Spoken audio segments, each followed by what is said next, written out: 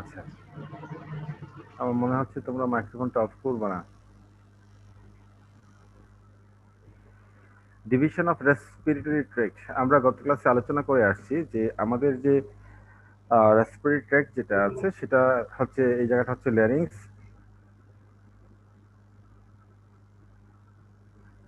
দাঁড়াও,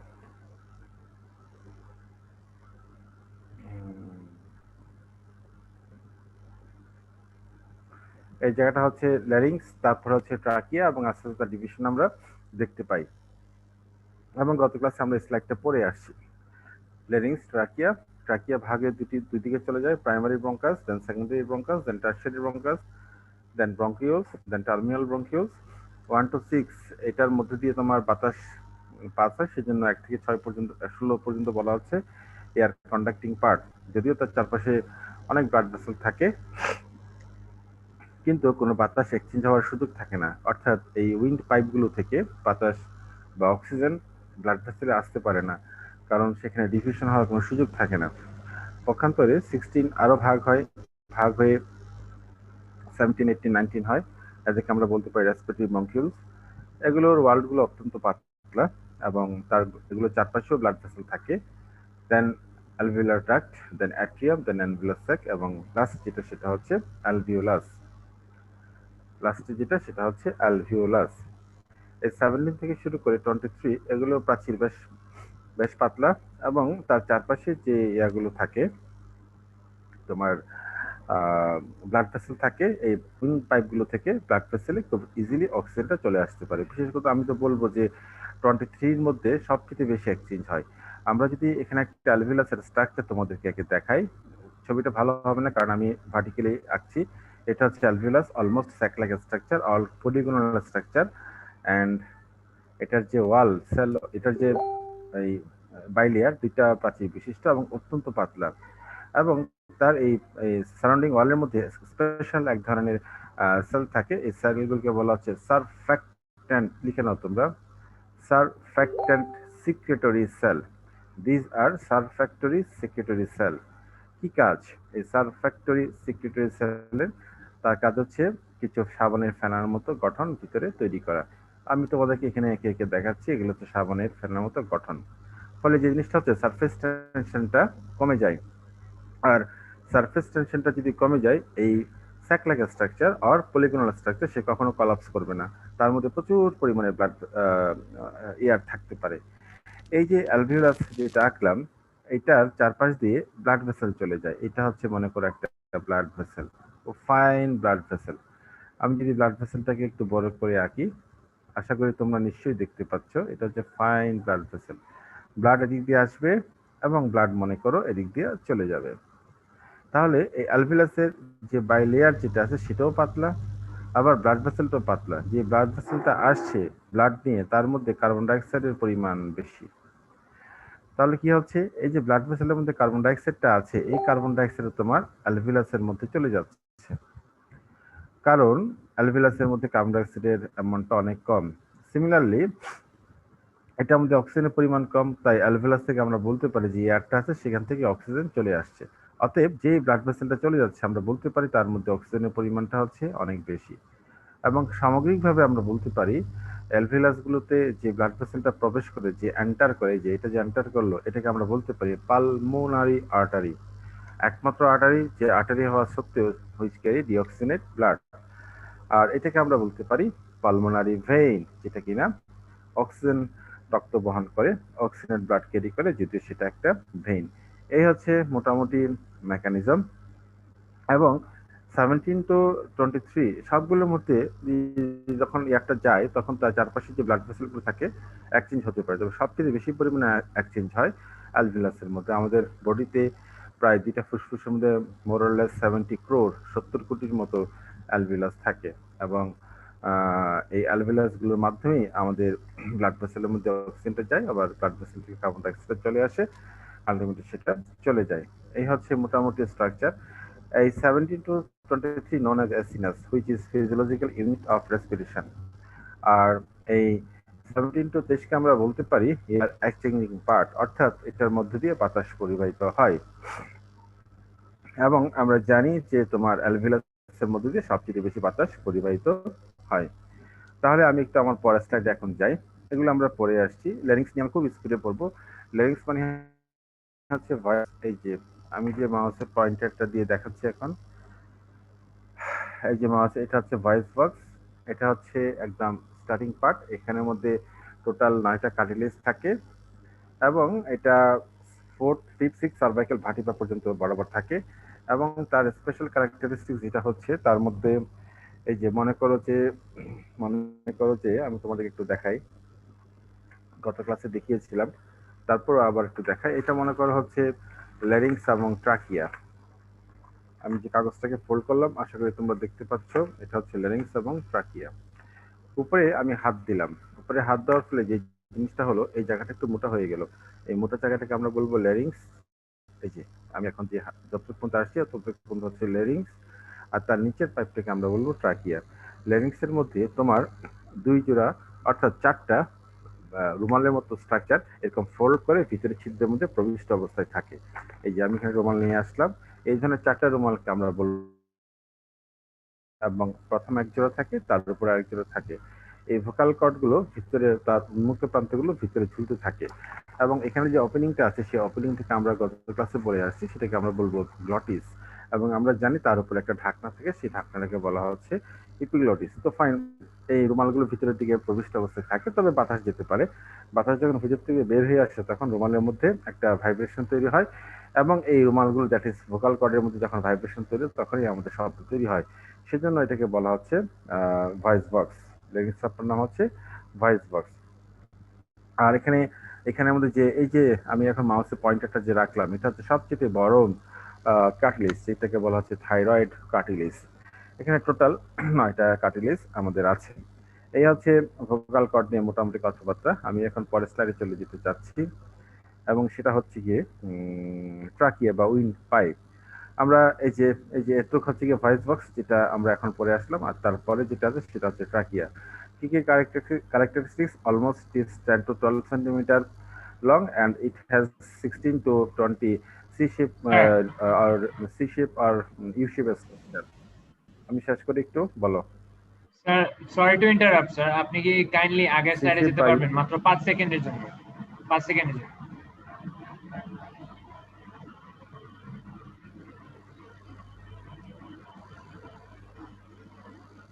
sir.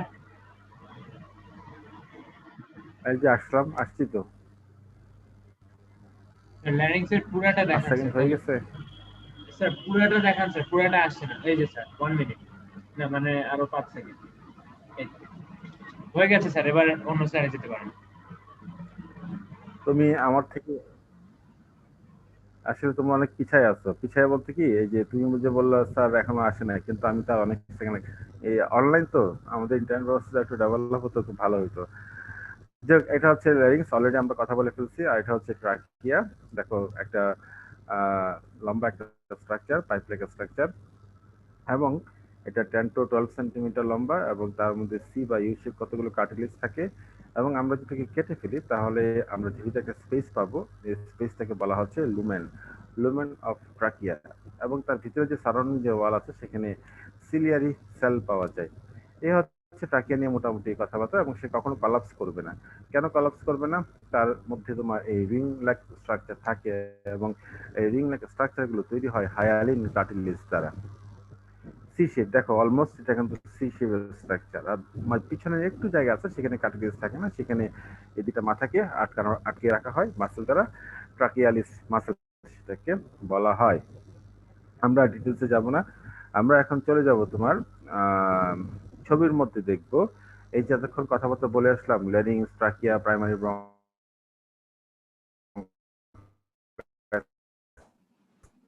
Sir kindly কি স্লাইডগুলো একটু স্লোলি চেঞ্জ করা যায়? ব্রঙ্কাইটাস, শীত ব্রঙ্কাই, জানেন? তাহলে দেখো, এটা হচ্ছে আমাদের তারপরে হচ্ছে তোমার ট্রাকিয়া। ট্রাকিয়ার দুইটা ডিভিশন, এই দুইটা ডিভিশনকে আমরা বলতে পারি প্রাইমারি ব্রঙ্কাস। এবং আমরা বলতে পারি, আমি এখন মাউসের পয়েন্টারটা যে জায়গায় রাখলাম, সেই জায়গাটাকে আমি বলতে পারি প্রাইমারি ব্রঙ্কাস এই জায়গাগুলো দিয়ে ফুসফুসের মধ্যে ঢুকেছে, এবং এই জায়গাটাকে বলা হচ্ছে হাইলাম। হাইলামের অপর নাম হচ্ছে পালমোনারি রোড। আসে নাই কেন এটা? আচ্ছা, এটা মনে হয় আমি পরের স্লাইডে বলেছি, বুঝছো? এই স্লাইডে বলি নাই। তাহলে এটা হচ্ছে প্রাইমারি ব্রঙ্কাস। হাইলামে আমি পরের স্লাইডে যাচ্ছি। প্রাইমারি ব্রঙ্কাস আবার ডিভিশন হবে এদিকে। আমি তোমরা বলতে পারো স্যার আপনি তো এদিকে তিনটা আঁকছেন, আসলে তিনটা না, এখানে হচ্ছে দুইটা। আর আমি মাউসের পয়েন্টটা যেখানে রাখলাম সেটা হচ্ছে লেফট লেফট লাংস, অর্থাৎ বাম ফুসফুস। এই হচ্ছে একটা ব্রাঞ্চ, এখন আমি যে জায়গায় রেখেছি, আর এই হচ্ছে কি আরেকটা ব্রাঞ্চ। তাহলে বাম দিকে বা লেফট সাইডে আমরা বলতে পারি প্রাইমারি ব্রঙ্কাস দুইটা ব্রাঞ্চ করে, আর রাইট দিকে প্রাইমারি ব্রঙ্কাস তিনটা ব্রাঞ্চ করে। একটা ব্রাঞ্চ, দুইটা ব্রাঞ্চ, আর এই হচ্ছে কি তিনটা ব্রাঞ্চ। কিন্তু দেখো ব্রাঞ্চগুলো সামঞ্জস্যপূর্ণ নয়। তো যাই হোক, এই হচ্ছে মোটামুটি তিনটা ব্রাঞ্চ। এদেরকে আমরা বলবো সেকেন্ডারি ব্রঙ্কাস। প্রত্যেকটা সেকেন্ডারি ব্রঙ্কাস যার ডান দিকে এই রাইট সাইডে 10টা ব্রাঞ্চ তৈরি করবে, যেখানে 10টা ব্রাঞ্চ আছে। আর একইভাবে লেফট সাইডে সে 8টা ব্রাঞ্চ তৈরি করবে। এদেরকে কম্বাইনলি আমরা বলতে পারি কালেকটিভলি বলতে পারি এগুলোকে বলা হচ্ছে টার্সিয়ারি ব্রঙ্কাস। এবং টার্সিয়ারি ব্রঙ্কাস আরো ডিভিশন, এই ডিভিশনগুলোকে বলা হচ্ছে ব্রঙ্কিওলস, এবং 16th division known as terminal bronchioles. এই 1 to 16 এটাকে আমরা বলতে পারি এয়ার কন্ডাক্টিং পার্ট, এবং তার চারপাশে যদিও ব্লাড ভেসেল আছে, কিন্তু বাতাস বা এয়ার কখনো এই ভিতরের থেকে বাইরে আসতে পারে না, কারণ এখানে ডিফিউশন হয় না। টার্মিনাল ব্রঙ্কিওলস আবার ডিভিশন করে, দেন সেটাকে আমরা বলবো 17, 18, 19। ওগুলিকে বলা হচ্ছে রেসপিরেটরি ব্রঙ্কিওলস। রেসপিরেটরি ব্রঙ্কিওলস আবার ডিভিশন হয়। আমি মাউসের পয়েন্টারটা যে জায়গাগুলো রাখলাম দেখো, এগুলো তো সব রেসপিরেটরি ব্রঙ্কিওলসের ডিভিশন। এই ডিভিশনকে আমরা বলতে পারি অ্যালভিওলার ডাক্ট। অ্যালভিওলার ডাক্ট, আমি এখন মাউসের পয়েন্টারটা যে জায়গায় রাখলাম, এই জায়গাটাকে বলা হচ্ছে অ্যাট্রিয়াম। হ্যাঁ, এই যেখানে আঁকা আছে সাদা রঙের অ্যাট্রিয়াম। এই অ্যাট্রিয়ামের চারপাশে থাকে আঙ্গুলের থোকার মতো একটা গঠন। আমি এখন মাউসের পয়েন্টারটা যে জায়গায় রেখেছি, এই আঙ্গুলের থোকার মতো টোটাল গঠনটাকে আমরা বলতে পারি অ্যালভিওলার স্যাক। অর্থাৎ অ্যালভিওলার স্যাক যদি এরকম একটা গঠন হয়, তার মাঝখানে যে স্ফীত যে স্পেসটা, সেই স্পেসটাকে আমরা বলতে পারি atrium. That is alveolar duct, সরাসরি অ্যাট্রিয়ামে চলে আসছে। অ্যাট্রিয়ামের চারপাশে এই ধরনের অ্যালভিওলার স্যাক বা আঙ্গুলের থোকার মতো স্ট্রাকচারগুলো থাকে। কয়টা আঙ্গুলের থোকার মতো স্ট্রাকচার থাকে? আনসার হচ্ছে 6 থেকে 8টা, যেটাকে আমরা বলে থাকি প্রত্যেকটা এককে বলে থাকি অ্যালভিওলাস। কিছুক্ষণ আগে যেটা ছবি এঁকে দেখালাম, আর এই প্রত্যেকটা হচ্ছে কি এক একটা অ্যালভিওলাস।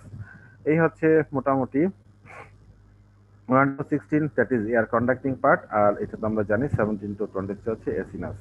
তাহলে আমরা এখন পরের পরের স্লাইডে চলে যাই। পরের স্লাইডটা হচ্ছে গিয়ে তোমার স্ট্রাকচার অফ লাং, ফুসফুসের গঠনটা কি। এই হচ্ছে ফুসফুস, আগের ছবিটা নিয়ে আসলাম। এখন দেখো, এটা হচ্ছে রাইট লাং, এটা হচ্ছে লেফট লাং। লেফট লাংয়ের মধ্যে আমরা দেখতে পাচ্ছি তিনটা ডিভিশন। আমি ডিভিশনগুলোর নাম লিখে দিলাম, তোমরা দয়া করে একটু পড়ে নিও, পড়ার সময় নাই। আর এদিকে হচ্ছে দুইটা ডিভিশন, নামগুলো লিখে দিলাম। সহজ এগুলো। প্রশ্ন হতে পারে যে আমাদের লেফটটা কেন ছোট, সৃষ্টিকর্তা কেন লেফট লাংটাকে ছোট করে দিয়েছে? তার কারণটা ব্যাখ্যা দিচ্ছি। আর দেখো, এই যে আমি এখানে মাউসের পয়েন্টারটা ঘোরাচ্ছি, এটা হচ্ছে একটা সারফেস। এটা হচ্ছে রাইট লাং এর আউটার সারফেস, আর এটা হচ্ছে লেফট লাং এর আউটার সারফেস। এই আউটার সারফেস গুলিকে বলা হচ্ছে কোস্টাল সারফেস।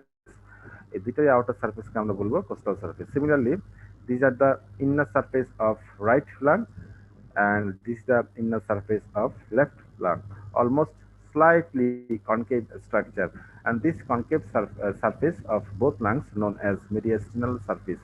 এই দুইটাকে তখন আমরা বলবো mediastinal surface। আবার নিচের দিকে যদি আমরা তাকাই, দেখো রাইট লাং এর এটা হালকা কনকেভ, লেফটেরটা হালকা কনকেভ। এই দুইটাকে তখন আমরা বলবো ডায়াফ্রামেটিক সারফেস। কেন ডায়াফ্রামেটিক সারফেস বলবো? কারণ তার পিছনে বা তার নিচে ডায়াফ্রাম বলে একটা ফ্ল্যাশি ফ্ল্যাপ লাইক স্ট্রাকচার থাকে। এটা ম্যামলসের একটা খুব ইম্পর্টেন্ট আইডেন্টিফাইং ক্যারেক্টারিস্টিক্স। এখন প্রশ্ন হতে পারে যে, আর এগুলো তো ভয়েস বক্সটা কি আমরা জানি। আর ওই যে হাইলাম, প্রাইমারি ব্রঙ্কাস রাইট এবং লেফট লাংয়ের যে জায়গা দিয়ে প্রবেশ করে, সেই জায়গাটাকে বলা হচ্ছে hilum, which known as pulmonary root. এখানের মধ্যে কিছু ফ্যাট থাকে, কিছু ব্লাড ভেসেল থাকে, হাবিজাবি অনেক কিছু থাকে। এখন প্রশ্ন হচ্ছে, দেখো এই জায়গাটাকে আমি একটু চাপা করে ফেলছি, এটা কি আমি ইচ্ছা করে করলাম? না, এটা একটু চাপা অবস্থাতে থাকে। কেন থাকে? কারণ এই জায়গার মধ্যে আমাদের ফুসফুসটা থাকে, সরি ভুলে গেলাম, হৃৎপিণ্ডটা থাকে, হার্ট থাকে। আর যেহেতু লেফট সাইডে হার্ট থাকে, তাই আমাদের লেফট ফুসফুসটা বা লেফট লাংটা হালকা একটু ছোট। এই যে একটা নচ, এই যে একটা কনকেভ স্ট্রাকচার, একটা ডিপ্রেশন, এই নচ বা ডিপ্রেশনকে আমরা বলতে পারি কার্ডিয়াক নচ, যে জায়গার মধ্যে আমাদের আহ, হৃৎপিণ্ডটা বা হার্টটা থাকে।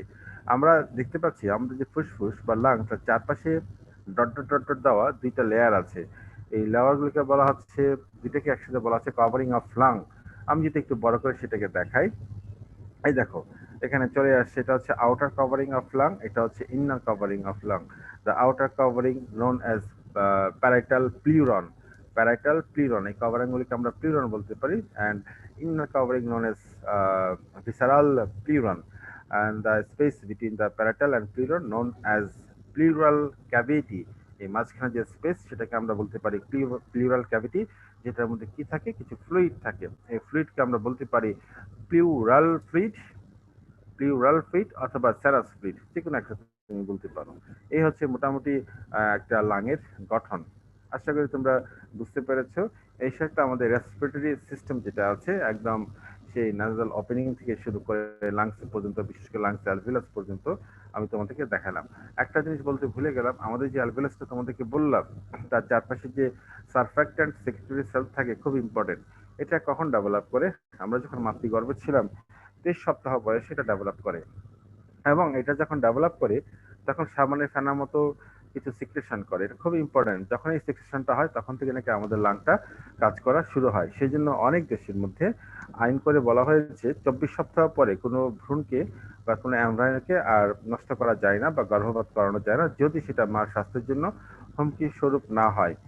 কারণ ধরে নেওয়া হয় যে সপ্তাহ পর, অর্থাৎ 24 সপ্তাহ থেকে একটা প্রাণের অস্তিত্ব হিসাব করা হয়। তার আগে কিন্তু প্রাণের অস্তিত্বটা হিসাব করা হয় না, যেহেতু সারফ্যাক্টেন্ট সিক্রেশন হয়। এটা অত্যন্ত ইম্পর্টেন্ট একটা ব্যাপার।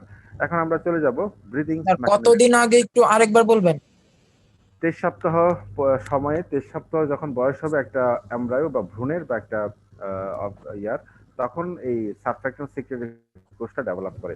আর এটা ধন্যবাদ ডেভেলপ স্যার। করার আগ পর্যন্ত আমাদের ফুসফুসটা কাজ করে না। আমরা এখন চলে যাব ব্রিদিং মেকানিজম। ব্রিদিং মানে মেকানিজমটা কি?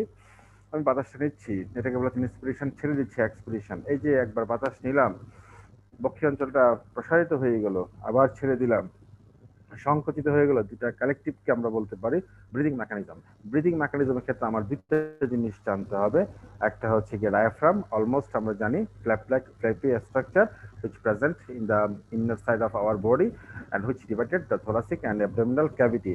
আমাদের উপরের যে ক্যাভিটি আছে ওই বক্ষীয় অঞ্চল, এটাকে বলা হচ্ছে thoracic cavity, আর নিচে যেটা আছে সেটাকে বলা হচ্ছে abdominal cavity। দুইটা ক্যাভিটির মাঝখানে যেটা আছে সেটা হচ্ছে ডায়াফ্রাম।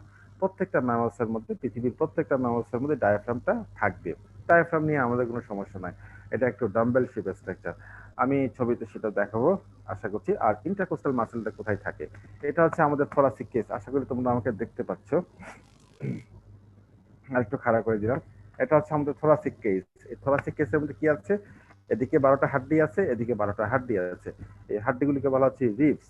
এই রিবস গুলো কালেকটিভলি হয়ে একটা খাঁচা তৈরি করছে। আমাদের স্কেলেটাল সিস্টেমের অনেকগুলো কাজ, তার মধ্যে খুব 3টা কাজ খুব ইম্পর্টেন্ট। তার মধ্যে একটা কাজ হচ্ছে প্রোটেক্ট দ্য ইম্পর্টেন্ট অর্গান, মানে আমাদের যে ইম্পর্টেন্ট যে অর্গানগুলো আছে, যেমন ব্রেইন, এখানে আছে লাং আছে, তারপরে হার্ট আছে, ইত্যাদি ইত্যাদিগুলো আছে, এগুলোকে প্রোটেকশন দেওয়া। এবং এটা কিন্তু প্রোটেকশন দেয়, না দিলে কিন্তু ঝামেলা হইতো। কি ঝামেলা হতো? মনে করো যে আমাদের এখানে এখানে আমরা জুড়ে চাপ দিলে আমাদের ভিতরে যে সফট যে অর্গানগুলো আছে সেগুলো কিচ্ছু হয় না। অথবা দেখা যেত কি, আমরা এই যে সময় কোলাকুলি করতে যাচ্ছি, চাপটা একটু বেশি পড়ে গেছে, হয়তো দেখা যেত কি আমাদের লাং কলাপস করে ফেলছে, হার্ট কলাপস করে ফেলছে, ফেটে গেছে, ঝামেলা হয়ে যেত।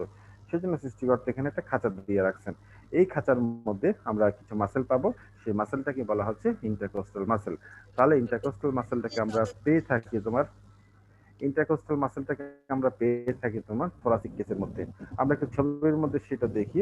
তার আগে আমরা দেখবো ইন্টারকোস্টাল মাসেল ডিভাইডেড ইনটু এটা 2 টাইপস। নাম্বার 1 হচ্ছে এক্সটার্নাল ইন্টারকোস্টাল মাসেল এবং আরেকটা হচ্ছে ইন্টারনাল ইন্টারকোস্টাল মাসেল।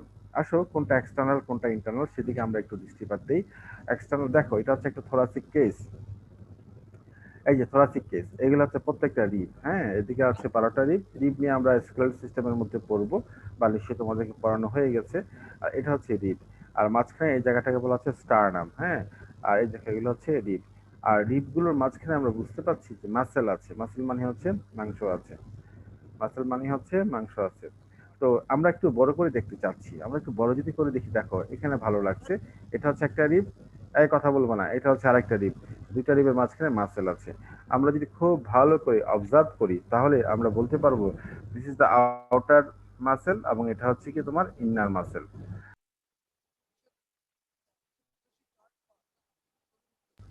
তাহলে এটা হচ্ছে, সরি মাইক্রোফোনটা অফ হয়ে গেছিল।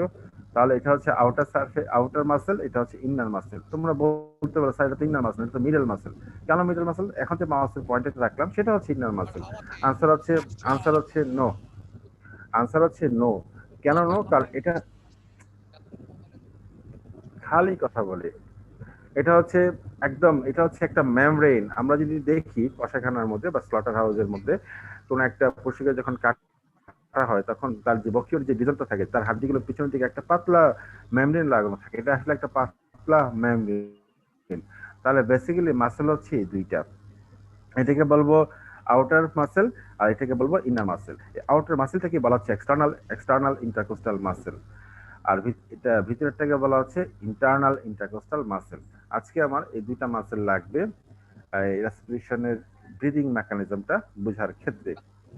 তো কিভাবে লাগবে আমি একটু তোমাদেরকে দেখাই। এখন মনে করো, মনে করো একটা নিয়ে আসি, মনে করো এই এক্সটার্নাল ইন্টারকোস্টাল মাসেলটা কোথায় আছে?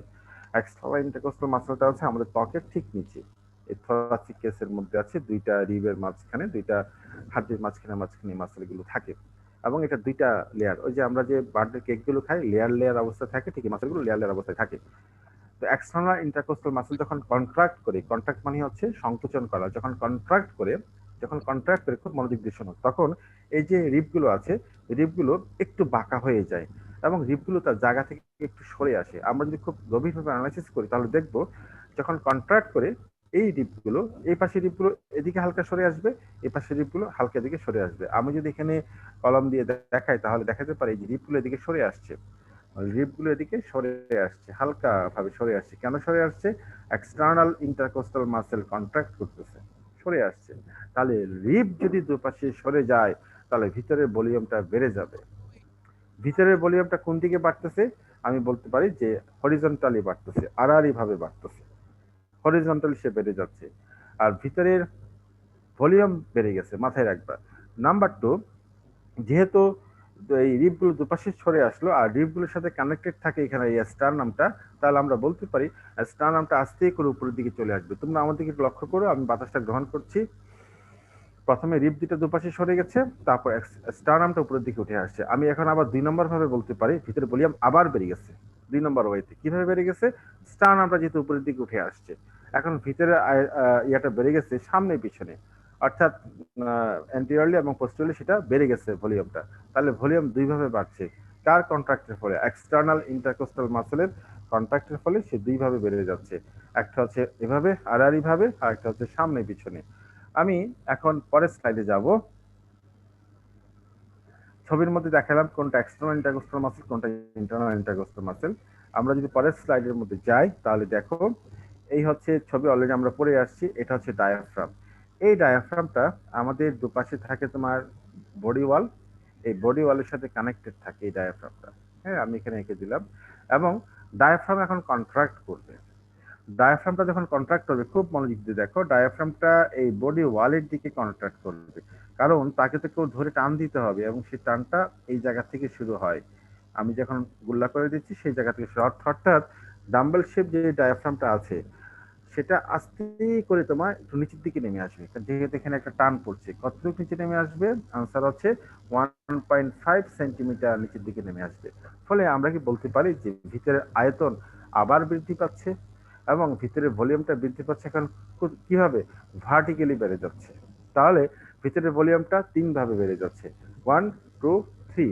1 এবং 2 এর মেইন কারণ হচ্ছে contraction of external intercostal muscle, আর 3 নম্বর কারণটা হচ্ছে কন্ট্রাকশন অফ ডায়াফ্রাম। এই এই দুইজনের কন্ট্রাকশনের ফলে আমাদের ভিতরের ভলিউমটা বেড়ে যাচ্ছে।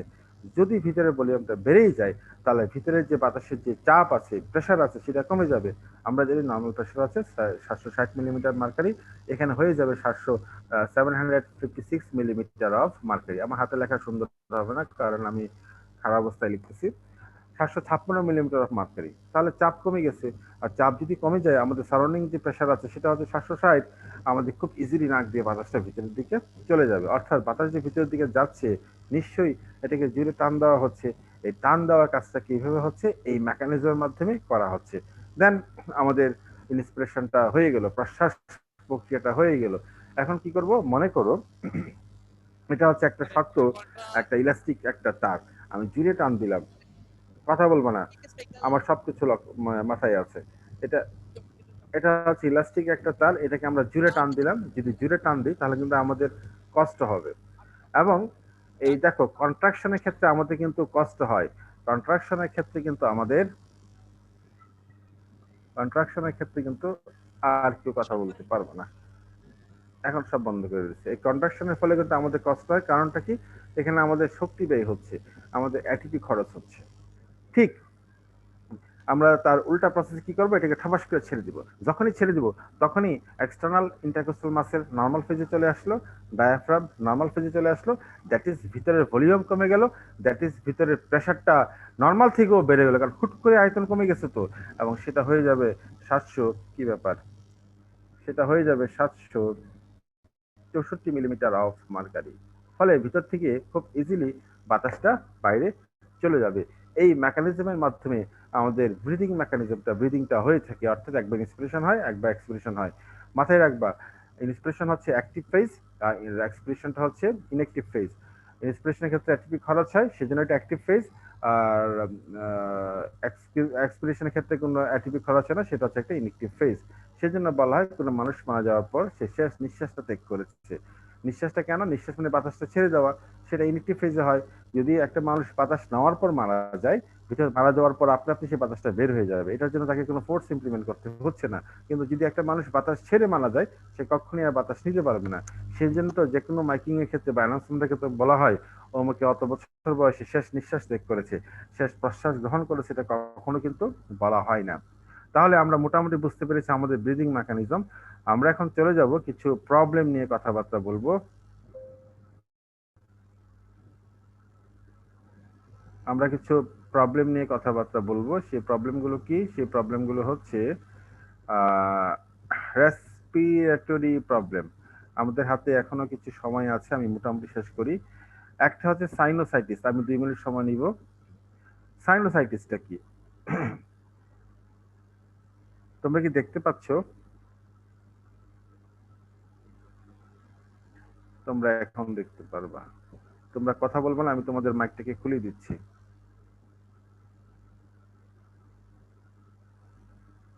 তোমাদের মাইক খুলে দেওয়া হলো, তোমরা কিন্তু কথা বলবো না। আমরা কয়েকটা ডিজিজ নিয়ে কথা বলবো। হুদা দেখতে পাচ্ছ? শুধু হুদা কথা বলো, হুদা। স্যার দেখা যাচ্ছে স্যার, কোনো সমস্যা নেই। আচ্ছা, সাইনোসাইটিস, এই 2 মিনিট কথা বলে তারপর তোমাদের পার্সেন্টেজটা নিব। সাইনোসাইটিসটা কি? আচ্ছা, পার্সেন্টেজটা আগে নিয়ে ফেলি। এই অ্যাবসেন্ট রুলগুলো বলো, আমার ভলান্টিয়ার বা ক্যাপ্টেনটা বলো। স্যার রোল 52 কিন্তু কারেন্ট নেই, নেট প্রবলেম আসতে পারছে না, ওই যে ও লগ আউট হয়ে গেছে, অসুবিধা যার নেই। কারণে আমাকে পুরোটা নিতে আচ্ছা ঠিক হয়েছে। আছে। আচ্ছা 12116, তারপরে বলো প্রথম অ্যাবসেন্ট রুলটা বলো, কথা না বলে তাড়াতাড়ি বলো। স্যার 53, 54, 55, 58, আস্তে 62। আস্তে আস্তে। আচ্ছা আমি তো একটা মানুষ, তো আমি তো রোবট না, আমাকে লিখতে হবে না। Roll sorry sir, 53, sorry. তারপর 54 রোল স্যার, 54, তারপর 55 স্যার, তারপর 58, 55, তারপর 58, 62, তারপর 64, 68। 64 স্যার, এই 64। 55, এটার পরে 64। 55 আসছে স্যার, তাহলে শেষ 64 মুহূর্তে দেন, হয়তো আসা হয়েছে ওর। কে আসছে? স্যার 55 যদি এসে থাকে ওর শেষ মুহূর্তে আসা হয়েছে, আমি খালি এটা বললাম, আমি ওকে দেখিনি পার্টিসিপেট না, লিস্টে। আমি আমি তো তোমাকে কিছু বলিনি 55 আসছে কিনা, আচ্ছা এই পরে দেখবো। 55 আসছে না কিনা সেটা বলো। এই 55 প্রেজেন্ট থাকলে বলো যে স্যার আসছি। আচ্ছা 58 এর পর 58 পর হচ্ছে 64, তারপর স্যার 62 হয়তো আপনার মিস গেছে, একটু দেখেন 62 নাই। আচ্ছা 62, দেন 64, তারপর 65, 65 স্যার, 65, 65, তারপর 80, রোল 80, তারপর 84, 84, তারপর 100, 100, তারপর 111, 111, দেন 113, 113, তারপর 118 118 তারপরে 129 স্যার 129 আসেনি 129 দেন 133 133 আর কেউ আছে? স্যার আরো দুইজন আছে 141 আর 145 স্যার 105 এর নেট চলে 141 গেছে স্যার 145 আচ্ছা। আর স্যার 105 এর নেট কেবল চলে কার গেছে নেট স্যার। চলে গেছে? স্যার 105 আচ্ছা আমার 105 তো অ্যাবসেন্ট না। আচ্ছা দেখি এই ও, রোল আচ্ছা 80 প্রেজেন্ট কেন বলতেছে? Role 80 present. স্যার তাইলে ও শেষ মুহূর্তে আসছে স্যার। আমার তো মানে আমি রিগোরাসলি চেকিং করলাম স্যার পার্টিসিপেন্ট লিস্টটা। ওরা তো শেষ মুহূর্তে আসা হয়েছে, নেটে প্রবলেম তারপর ছিল তারা স্যার। স্যার হ্যালো হুম স্যার বলো হ্যাঁ, বল। দেখিনি। স্যার আমাদেরকে কাইন্ডলি পাওয়ার পয়েন্ট ফাইলটা দিতে পারবেন প্লিজ? তাহলে আমরা আমি তো সরি আমি তো তোমাকে দেখাই দিচ্ছি, তুমি এটা যে কোনো উপায়ে হোক এটা তুমি তোমার ইয়াতে রাখো। আমি আমি তো দেখাই দিচ্ছি না। আচ্ছা আচ্ছা আমরা শেষ করি বাবা, আর মাত্র 3 মিনিট সময় আছে। স্যার একটু হোয়াট ইজ সাইনোসাইটিস? স্লাইডগুলো চেঞ্জ করলে একটু ভালো হয় স্যার, মানে লিখতে হয় তো। থ্যাংক ইউ তুমি তুমি লিখতেছো? স্যার। তুমি আমি লিখতেছো, লিখে পাঠাইতে পারবা? তাহলে স্যার তুমি নোট লিখে কেমনে রাখবো স্যার? ভুলে যাব তো, দেখার 5 মিনিট পরে তো সেটা তো স্যার সেটা তো আমি বলবো না, সেটা তুমি চিন্তা করে নাও তুমি কিভাবে রাখবা। আমি তো অফিসিয়াল কথাবার্তা বলবো। আমার কথা আছে তুমি লিখে রাখো, বাকিটা তুমি বুঝে ফেলো তুমি কি করবা, কিন্তু প্রত্যেকটা জিনিস তুমি নখদর্পণে রাখো। এখন এত টেকনোলজি অ্যাডভান্স হয়ে গেছে, তুমি কি করবা সেটা তুমি চিন্তা করো। কারণ এটা এটা যদি একদম ডিরেক্টলি তুমি একদম আমার ফাইলটা নিয়ে যে স্যারের ফাইল জিনিসটা খারাপ হয়ে যায় না, এটা হয়তো আমাদের কলেজের ক্ষেত্রে পসিবল না, ইউনিভার্সিটির ক্ষেত্রে অনেক সময় হয়তো পসিবল হয়। তো আমি বলবো তুমি যে কোনো উপায়ে এটা এটা একটা রেকর্ড রাখো। তো সাইনোসাইটিসটা কি? সাইনোসাইটিস হচ্ছে একদম সহজভাবে বলি, সেটা হচ্ছে আমাদের এই যে ফেসিটা আছে, এখানে কিছু স্পেস আছে, স্পেস, এই যে এখানে স্পেস, কয় ধরনের স্পেস আছে? 4 ধরনের স্পেস আছে। যেমন ফ্রন্টাল স্পেস, এগুলোকে বলা হচ্ছে সাইনাস, স্পেসগুলোকে বলা হচ্ছে সাইনাস। দেন হচ্ছে স্ফেনয়েড স্পেস, তারপর আরেকটা সাইনাস, দেন আরেকটা সাইনাস। সবচেয়ে বড় হচ্ছে আমরা দেখতে পাচ্ছি নাম্বার 1 এবং নাম্বার 4, অর্থাৎ ফ্রন্টাল এবং ম্যাক্সিলারি সাইনাসটা খুব বড়। এই সাইনাসের ভিতরে তোমার কিছু মেমব্রেন থাকে, মিউকাস মেমব্রেন। যদি কখনো কোনো কারণে এখানে ইনফেকশন হয়, সেটা হোক ভাইরাস দ্বারা, সেটা হোক ব্যাকটেরিয়া দ্বারা, ইভেন অনেক সময় ফাঙ্গাল অ্যাটাকও এখানে হতে পারে, তখন এখানে ইনফ্লামেশন হয়, এই জায়গাটা একটু ফুলে যায় এবং এখানে হালকা একটু স্টিকি ম্যাটেরিয়ালস জমা হয়। স্টিকি ম্যাটেরিয়ালস মানে হচ্ছে ফ্লুইড ফ্লুইড ভাব জমা হয়। যখন এই ফ্লুইড ম্যাটেরিয়ালসটা এখানে জমা হয়, তখন তখন যে পেইন হয়, যে প্রচন্ড যে একটা ইনফেকশনের জন্য যে একটা পেইন হয়ে গেছে, সেটাকে আমরা বলতে পারি সাইনোসাইটিস। আশা করি তোমরা বুঝতে পারছো। এখন প্রশ্ন হচ্ছে এটা এটাকে যদি আমরা একটু ভালো করে দেখি, দেখো এটা হচ্ছে হেলদি সাইনাস। এই সাইনাস একটা, দুইটা, তিনটা, চারটা, 4 জোড়া সাইনাস থাকে। বাট এই পাশেটা দেখো, এটা তোমার মানে আক্রান্ত সাইনাস। এই হলুদ যে স্পেস গুলো আছে, সেটা হচ্ছে কি তোমার ফ্লুইড এখানে জমে গেছে। আর টাইপস নিয়ে যদি কথা বলি, একটা হচ্ছে অ্যাকুইট সাইনোসাইটিস আর একটা হচ্ছে ক্রনিক সাইনোসাইটিস। আচ্ছা একটু তাড়াতাড়ি যাচ্ছি। আর দুইটা রিজন নিয়ে কথা বলবো। রিজনটা কি? রিজন হচ্ছে নাম্বার 1 হচ্ছে তোমার এই যে বলো না, না, ভাইরাস, ভাইরাস ভাইরাসের জন্য হয়। তারপর হচ্ছে ব্যাকটেরিয়ার জন্য হয়। তারপর হচ্ছে ফাঙ্গির জন্য হয়। এই সব কারণে তোমার সাইনোসাইটিসটা হয়ে থাকে। আর এই যে ইউস্টিশিয়ান টিউব, আমাদের যে এয়ার আছে, কান আছে, কানের 3টা পার্ট, এক্সটার্নাল, মিডল এবং ইনার। এই মিডল এয়ার থেকে একটা পাইপ বের হয়, সেই পাইপটাকে বলা হচ্ছে ইউস্টিশিয়ান পাইপ। এই পাইপের মধ্যে যদি কোনো প্রবলেম হয়, কোনো ইনফেকশন হয়, এই কথা বলবো না, তখন সেটাকে আমরা বলতে পারি এটা একটা কারণ। দেন হচ্ছে কি তোমার নাকের পর্দাটা যদি অ্যাবনর্মাল হয়ে যায়, তারপর নাকের যে রাস্তাটা সেটা যদি সরু হয়ে যায়, তারপর হচ্ছে আমাদের ভিতরে যদি কোনো ইনফ্লামেশন হয় বা ফুলা কোনো স্পেস তৈরি হয়, তোমার বাজে পানি যদি নাক দিয়ে ঢুকে, তারপর হচ্ছে অ্যাজমা যদি থাকে, এগুলো সবগুলো হচ্ছে কারণ। অ্যালার্জি যদি থাকে এবং আমাদের সারাউন্ডিং এনভায়রনমেন্টটা যদি খুব ওয়েটি হয়, স্যাঁতসেঁতে হয়, সেটাও কিন্তু একটা কারণ। আরো রিজন থাকতে পারে, পলিপ, নাকের ভিতরে পলিপ হতে পারে, যে পলিপ, হ্যাঁ পলিপ হতে পারে, আমরা পলিপটা এখানে দেখাচ্ছি। এই হচ্ছে মোটামুটি সাইনোসাইটিসের প্রবলেম। তোমরা আরেকটা জিনিস পড়ে নেবে, সেটা হচ্ছে অটিটিস মিডিয়া, এটা আরেকটা ডিজিজ, এটা রেসপিরেটরি ওরিয়েন্টেড ডিজিজ। এই ডিজিজটা কালকে একটু পরে আসবে, আমরা আগামীকালকে কথাবার্তা বলবো কিভাবে অক্সিজেন এবং কার্বন ডাইঅক্সাইড ট্রান্সপোর্ট হয়, এটা নিয়ে আমরা আলোচনা করব।